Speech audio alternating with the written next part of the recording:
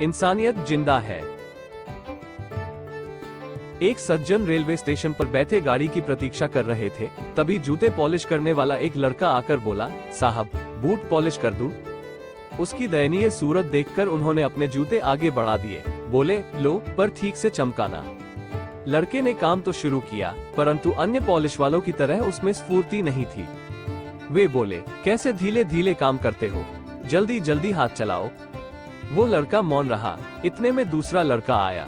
उसने इस लड़के को तुरंत अलग कर दिया और स्वयं फटाफट काम में जुट गया। पहले वाला गूंगे की तरह एक और खड़ा रहा। दूसरे ने जूते चमका दिए। पैसे किसे देने हैं, इस पर विचार करते हुए उन्होंने जेब में हाथ डाला। उन्हें लगा कि अब इन दोनों में पैसों के लिए झगड़ा या मारपीट होगी। फिर उन्होंने सोचा, जिसने काम किया उसे ही दाम मिलना चाहिए। इसलिए उन्होंने बाद में आने वाले लड़के को पैसे दे दिए। उसने पैसे ले तो लिए, परंतु पहले वाले लड़के की हथेली पर रख दिए। प्रेम से उसकी पीठ थपथपाई और चल दिया। वो आदमी विस्मित नेत्रों से देखता रहा। उसने लड़के को तुरंत वापस बुलाया और पूछा, यह क्या चक्कर है? लड़का बोला, साहब ये 3 महीने पहले चलती ट्रेन से गिर गया था। हाथ पैर में बहुत चोटें आई थी। ईश्वर की कृपा से बेचारा बच गया, नहीं तो इसकी वृद्धा माँ और बहनों का क्या होता। बहुत स्वाभिमानी है, भीख नहीं मांग सकता। फिर थोड़ा रुककर वो बोला, साहब यहाँ जूते पॉलिश करने वालों का हमारा समूह है और उसमें एक देवता जैसे हम सबके प्यारे चाचा जी हैं, जिन्हें सब सत्संगी चाचा जी कहकर पुकारते हैं। वे सत्संग में जाते हैं और हमें भी सत्संग की बातें बताते रहते हैं।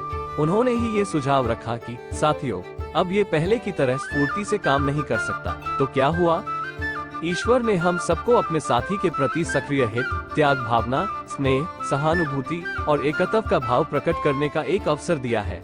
जैसे पीठ, पेट, चेहरा, हाथ, पैर भिन्न भिन्न दिखते हुए भी है एक ही शरीर के अंग, ऐसे ही हम सभी शरीर से भिन्न भिन्न दिखाई देते हुए भी है एक ही आत्मा।